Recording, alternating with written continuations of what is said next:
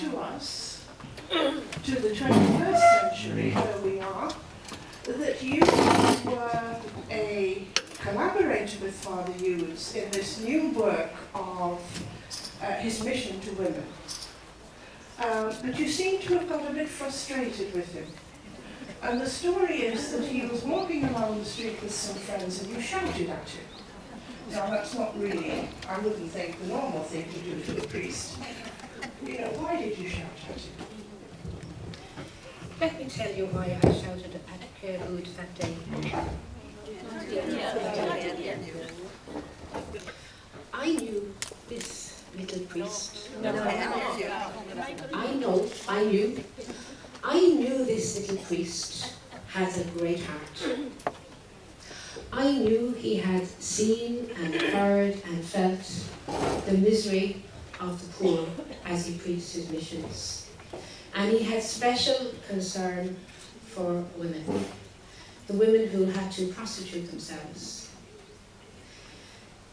And he wasn't quite sure what he might do to make a response. He knew he needed to do something. And in 1634, he went to Mr. Bernier and said he really felt he needed to do something for these women. And he said he wanted to create a space or to set up a house for them. And in the meantime, he called me and he said, look, could myself and some of my friends take in some of these women who are asking him, who are saying, we want to change our lives, we need help, nobody will listen to us. Because these women were the most despised and excluded, but they knew, somehow they sensed that Père Rude would give them an ear and he would do something. So we said, yes, we can take in women into our houses. And we did. Now, it's 7 years down the road when I shout at Father Rude's. 7 years later. In the meantime, Father Rude, he's not sitting back doing nothing. He's going from place to place, giving missions. He's having more and more women coming asking for help. But this is not working. What we're doing is not working. The women, they're greatly disturbed. They're traumatized. They need rehabilitation. They need a group of people who will commit themselves, heart and soul, to helping them change their lives. That's why I shouted at Father Rudes. He needs to do that little bit more. And I wanted him to say, yes, you can do it, please do it. Thank you very much, Madeleine. And as we know now, he did it. Father Hughes, it really is a pleasure to meet you.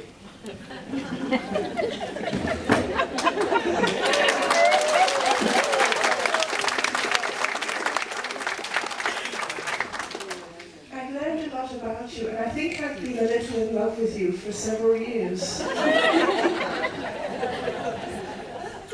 But as you know now, your mission that Madeleine just talked about has survived and grown into the 21st century.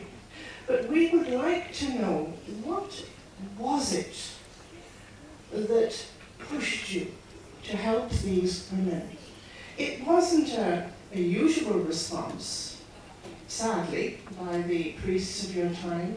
What was in your heart? What was your vision that, if anything, you would say to us today should be there?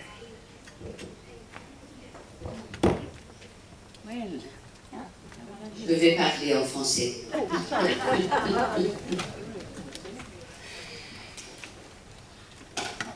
C'est difficile à dire en quelques mots.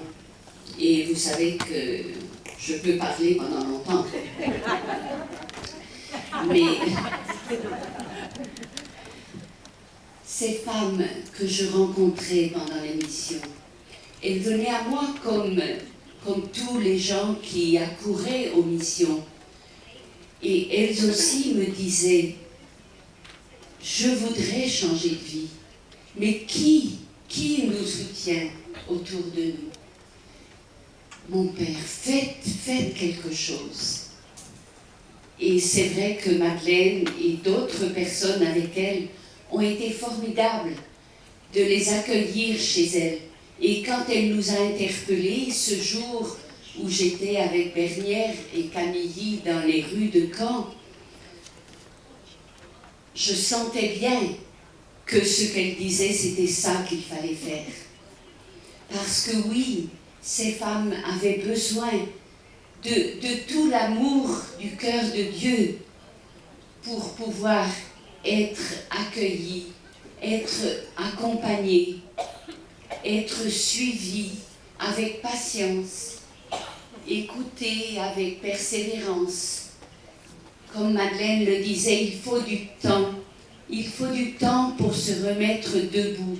Il faut du temps pour reprendre conscience qu'on a du prix aux yeux de Dieu, qu'on est précieux dans le cœur de Dieu. Et c'est cela que je voulais qu'elle puisse comprendre. Mais j'aurais jamais pu le faire seule. Madeleine et ses amis avaient commencé à le faire. C'était pas suffisant. Mais grâce à Dieu, j'ai trouvé d'autres amis. Jean de Bernière s'est engagé avec moi. Le couple de Camille s'est engagé avec moi. Et tant d'autres personnes sont venues et ont permis que cette toute petite maison du refuge puisse s'ouvrir, puisse accueillir quelques femmes et que des sœurs de Notre-Dame de Charité, parce que c'est le cœur de Dieu qui doit s'exprimer. Thank you, Father. Thank you. So we hear from the founders that the message is to everyone, you are precious to God. That's the message. You're loved by God. So whatever way we do it today, that's the founding vision. You're loved. You're precious. We want to help you get back on your feet. But now I'm hearing that there is somebody else. There are two people who are talking to each other. And so we're going to eavesdrop on their conversation. We're going to listen to what they're saying. We've heard their names many times, so we listen in.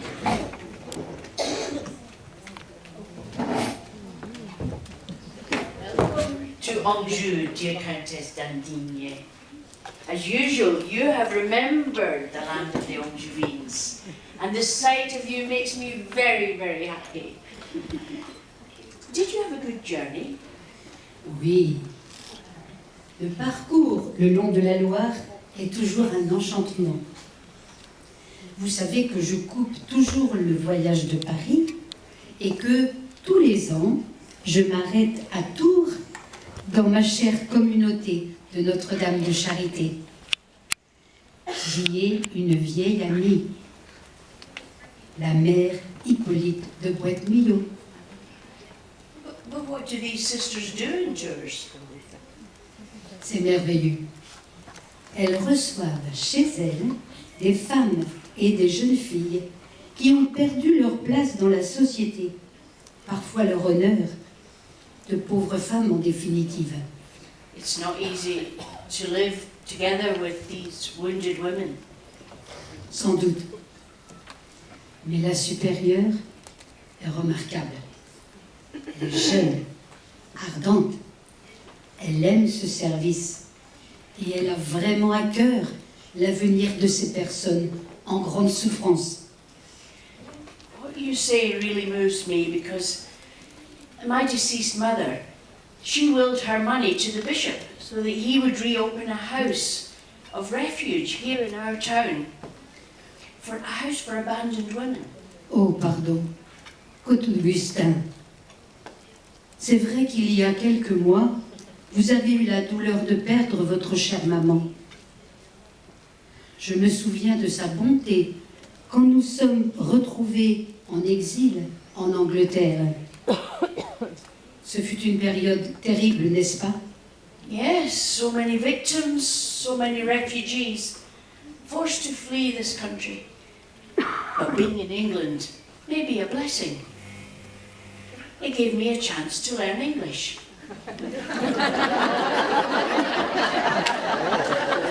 This could be of useful service later. The Count in Irvine has a wonderful Scottish accent. He must have gone further than London. Now, 10 years later, Nous nous retrouvons, cher comte Augustin. Quel chemin depuis 10 ans avec notre chère mère Marie de Sainte-Euphrasie. Elle m'a prêté les annales que les sœurs écrivent fidèlement chaque jour. Dites-moi, c'est grâce à vous que tout a pu commencer. Yes, thanks to my mother. First of all, because I added a little to her legacy to permit the opening of the House of the Good Shepherd. But you, yourself, you gave of your very self to support Mother Euphrasia. You gave so strongly during their difficult beginnings. C'est vrai. Elle faisait face avec tant d'énergie et elle jetait toutes ses forces dans l'œuvre sainte, comme elle aimait à dire. Mais il me semble qu'elle avait vraiment besoin de nous. Je me souviens que vous lui donniez quelques conseils. Soyez exigeante pour les sœurs. Attendez, j'ai trouvé un passage. Expliquez-leur. Ne leur laissez rien ignorer de ce qu'il y a de plus pénible dans vos obligations. Et si après cela, quelqu'une répond que son but n'est point de se livrer à tant de travaux, parce qu'elle aime mieux la méditation et le repos, dites-lui bien vite, je vais vous bénir et vous envoyer au Carmélite ou à la Visitation, car ce n'est point ici que le bon Dieu vous appelle. Ce qui ne vous empêchait pas de leur procurer tout ce dont elles avaient besoin, chandelles, livres d'office, ouvrages de bibliothèque. Et votre anglais, il a finalement été très utile, ma foi. Yes, she told the novices, you're not bound to one small piece of earth. So I gave them a course in English. I wrote letters for them in English too. But Mother Founders, Mother Euphrasia, she was my spiritual guide. And I often asked her advice. But you must know all of that, since you have moved your whole self to live with her, with all your worldly goods. I'm so glad you chose Angers. Ce ne fut pas un choix facile. J'ai beaucoup prié. Il y avait ici tant de vie, tant d'espoir, tant d'horizons. Les sœurs partaient dans tous les pays d'Europe. Et l'Amérique en projet, car Monseigneur Flaget était venu en 1834 plaider sa cause. Et ici à Angers, tout était à bâtir. Grâce à votre générosité, reconstruire à partir des ruines, bâtir l'église, l'enclos des Madeleines. I gave a lot of my possessions to the Good Shepherd because I realised what Mother Euphrasia was going through and what she had to face, the rebuilding of a ruined house, the life of prayer to which she was most faithful always. And sometimes she had difficulty with the clergy. How could I not support her in what was the will of God for this house? Elle venait parfois me faire part de ses questions. Et les courriers et démarches pour le généralat n'ont pas été des moindres. Nous devisions devant la cheminée, au premier étage. Quand je lui répondais, en proposant mon aide, je l'appelais Madame de l'Espérance, tant elle plaçait en Dieu tous ses projets. Yes, you told me that she responded to you by naming you the Mother of Charity. You supported her with the foundation, with the cardinals in Rome, and you took her all over the place in your carriage. Je pourrais en dire autant de votre brouette, que le brave Louis chargeait tous les jours pour que la communauté puisse manger à sa faim. Quand il n'y avait pas quelques louis d'or cachés dans les sacs, n'est-ce pas? Cette œuvre du salut des âmes nous tenait vraiment à cœur.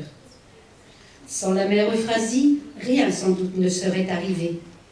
Mais sans vous, monsieur le comte de la foi, nous aurions pu flancher en route. It's truly a common work. And are you not happy that we've taken part in this great work? And you? Je n'aurais pu imaginer plus grande grâce de Dieu pour finir ma vie, dans la paix du monastère et dans la ferveur des commencements. Finalement, le Seigneur a fait en nous tous son œuvre du salut des âmes. Cher comte Augustin, je vous quitte car la cloche sonne l'office.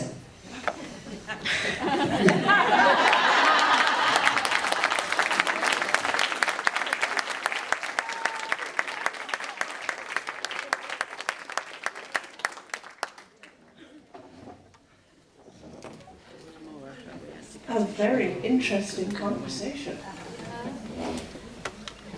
And it's true, without these two, France would not have flourished. But imagine the Count de Nerville telling Mary Euphrasia what she should say to prospective candidates. I'm not sure the Carmelites would have been too pleased to think that somebody was coming for arrest, but you don't know what you're getting into. And actually, he didn't say it, but I know that Mother Euphrasia said he was very strict. But now, we have the lady herself. Mother Euphrasia and Mademoiselle Guiteau. Don't be shy. I call you Lawrence, if I may. Yes. Lawrence, the story has come down to us that you were working in what we would call a prison, as a prison chaplain. And you could see that the women in this prison, when they came out, when they finished their sentence, they needed support and they needed somewhere to go. And you decided that you would take them into your house. And the local clergy weren't very happy about this. Now, is this story true? Yes, the story is very true. Thank you. You did a lot of work for the Good Shepherd Sisters afterwards, but we won't go into that today, because what we want to look at today is what you did, Mother Euphrasia, and I believe you want to talk to me in French. Yeah, it's my mother tongue. Yes. We understand that you met Lawrence twice, and you gave her the Good Shepherd constitutions. Yeah, it's true. That was an extraordinary gesture. Would you like to tell us what you saw in Lawrence? What made you do that? J'ai tout de suite été touchée par Laurence quand je l'ai rencontrée au puits. Elle avait fait un très long voyage et peut-être plus d'une semaine pour venir me voir. N'est-ce pas? Elle attendait beaucoup de cette rencontre et moi personnellement j'ai ressenti tout de suite beaucoup de sympathie pour elle. Elle m'a vite confié qu'elle avait fait un essai au Carmel mais qu'elle n'avait pas pu y rester à cause de sa santé puisqu'elle avait contracté la tuberculose. C'est l'aumônier de la prison qui est venu lui demander de visiter les femmes prisonnières et depuis, elle travaille chez elle pour aider ces femmes. Elle en a même accueilli quelques-unes chez elle. J'ai vibré intérieurement quand elle m'a partagé cela. Parce qu'elle était touchée par le même charisme de miséricorde que moi. Les femmes bafouées dans leur dignité, les femmes rejetées par la société. Et voilà qu'elle voulait me demander d'ouvrir un refuge pour les femmes abandonnées à Chambéry. Elle avait déjà contacté beaucoup de personnes politiques ou religieuses pour l'aider et elle semblait savoir mettre les gens en route pour son projet. Elle rejoignait en plein notre mission et je reconnaissais en elle une collaboratrice efficace et motivée qui voulait du bien à ces femmes qu'elle ne jugeait pas. Je me suis dit alors, pourquoi pas fonder Chambéry avec Laurence? Elle pourrait être une grande aide dans cette fondation. Sa santé ne lui a pas permis de vivre au monastère, mais elle pourrait...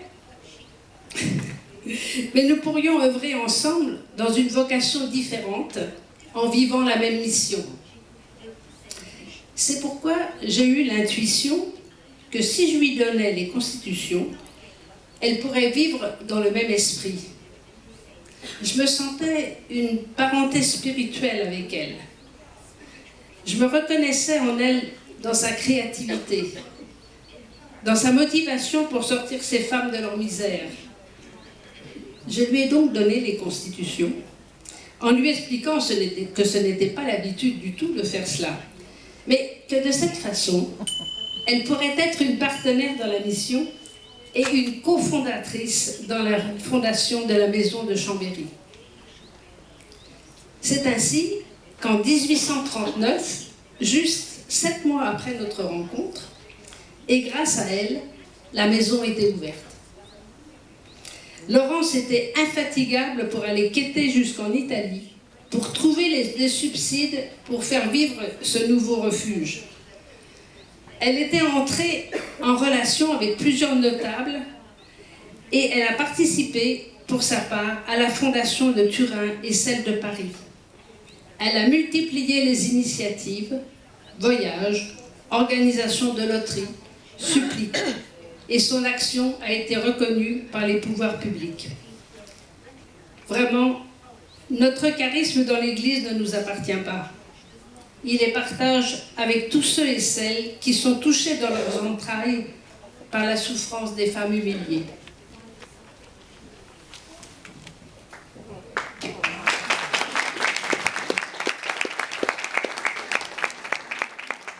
Thank you very much, Mother.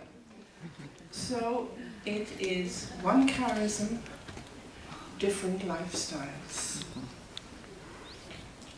Thank you. And now I can hear somebody buzzing me. Oh, we're going to move forward to the 20th century. Aha. Mother Thomas Aquinas.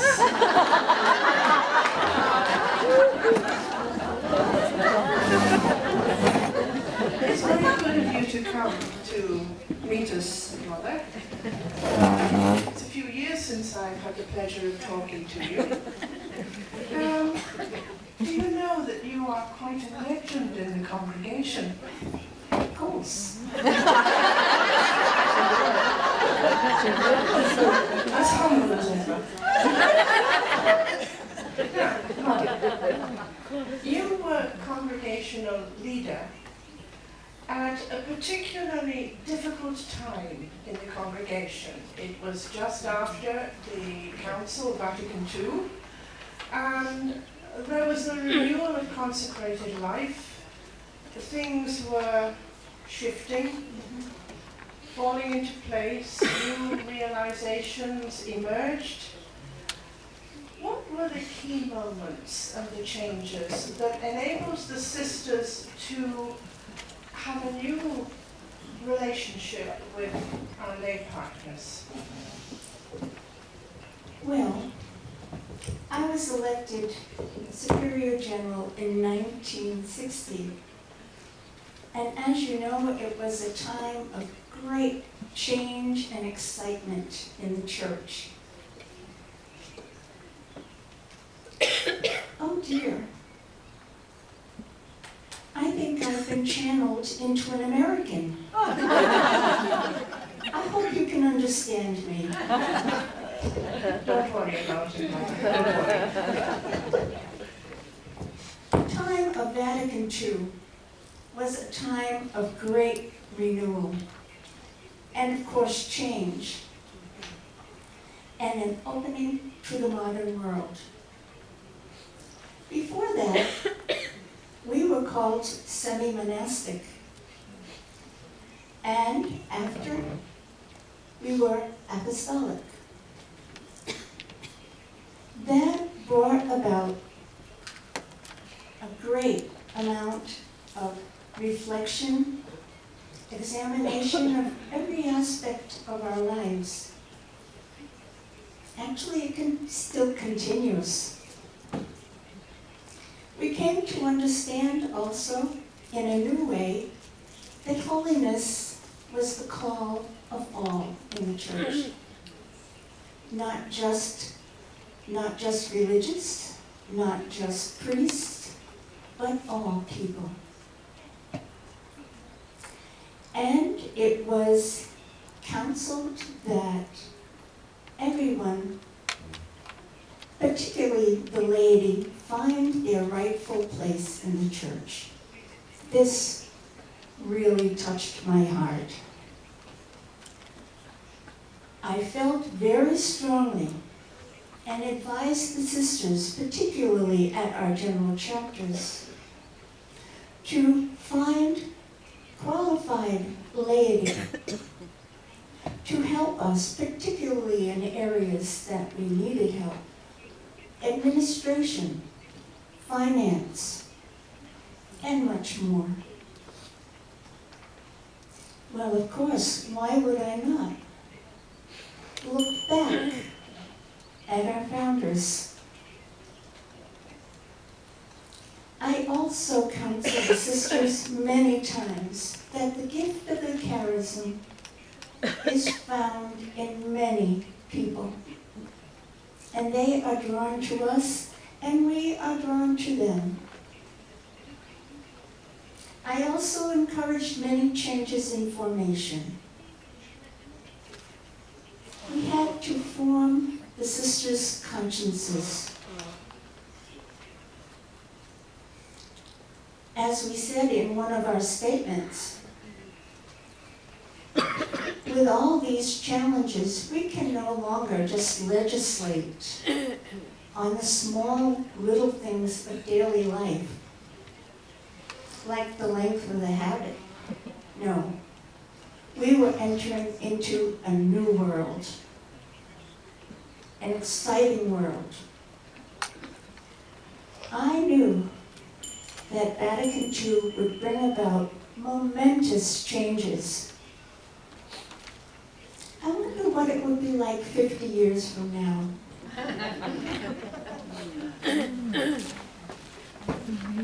If you would like to just stay around, Mother, we will tell you.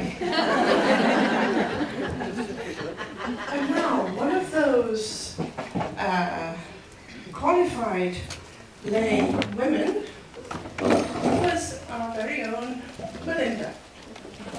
Belinda, you were employed in Maryhurst.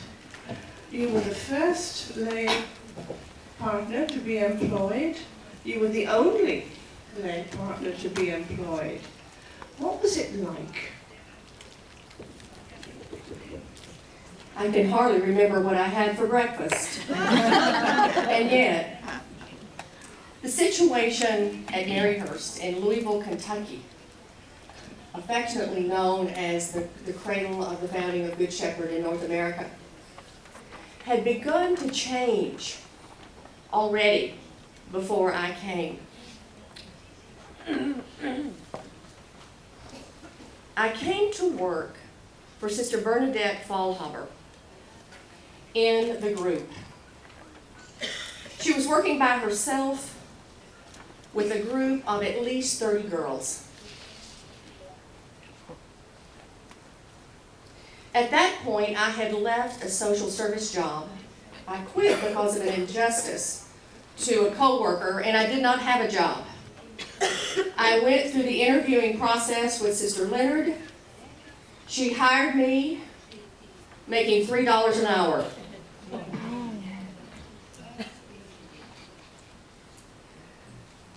I was not aware, but very curious about what was going on with Sister Bernadette when she hired me. And so I called her recently, and we had a conversation about why she even thought about hiring a layperson. In her conversation to me, the first thought she had was, we pay her to do this. She is not like us. Are you kidding?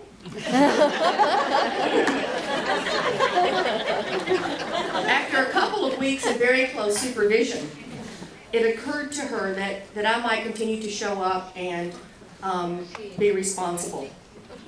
She was relieved that she did not have to do it all. Check the windows, check the doors, check the girls, check the windows, check the doors, check the girls. And she began to trust me. She also realized that I loved this work. And she introduced me to the word charism. That was new. And she saw that it was her responsibility to nourish that, to grow that, and to help me understand how to live that. And that was in 1976. Miranda, I hear many people have heard about our radio show and they're trying to channel in. We've got someone here from Latin America who wants to speak. Yes. We'll have to leave you, Melinda. We will come back to you. Is this going with you? No, you keep that. Come back.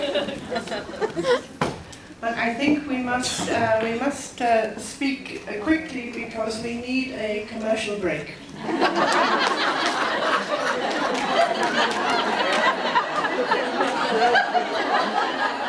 Now, Heidi, you are buzzing in. You want to speak to us about Latin America. What language would you like to speak to me in? En español. En español. What do you want to tell us? Bueno, en América Latina hay un movimiento desde mucho tiempo de los partners. Hace unos 14, 15 años se formó una asociación de partners que querían vivir el carisma, la espiritualidad, quienes han sido formados. Y bueno, se han articulado, tienen su organización y bueno, se reúnen pronto en Colombia, tienen una reunión internacional. Pero también en América Latina hay un movimiento muy fuerte de los partners del Buen Pastor que están enamorándose del carisma, que están siendo invitadas por las hermanas a esta misión, a amar la misión del Buen Pastor. Y bueno, están empezando a sentir ese llamado del Buen Pastor, están comprometiéndose en los apostolados, están llevando adelante los apostolados, están soñando junto con las hermanas estos apostolados. También hay un movimiento muy fuerte de los partners contemplativos que están también empezando a orar, a estar con las hermanas. Es un movimiento que está articulándose muy fuerte en América Latina. Es un llamado que nos están haciendo muy fuerte, nos están enamorando de este carisma, nos están enamorando de la misión. Siento que somos muchos, cada vez somos más, estamos creciendo en esta misión del Buen Pastor, estamos asumiendo estos retos, estos compromisos. Y bueno, como tengo poco tiempo, quiero aprovechar este medio de comunicación que es mundial, intergeneracional, histórico, para decir que este movimiento de los partners nadie lo paga y va para todo el mundo.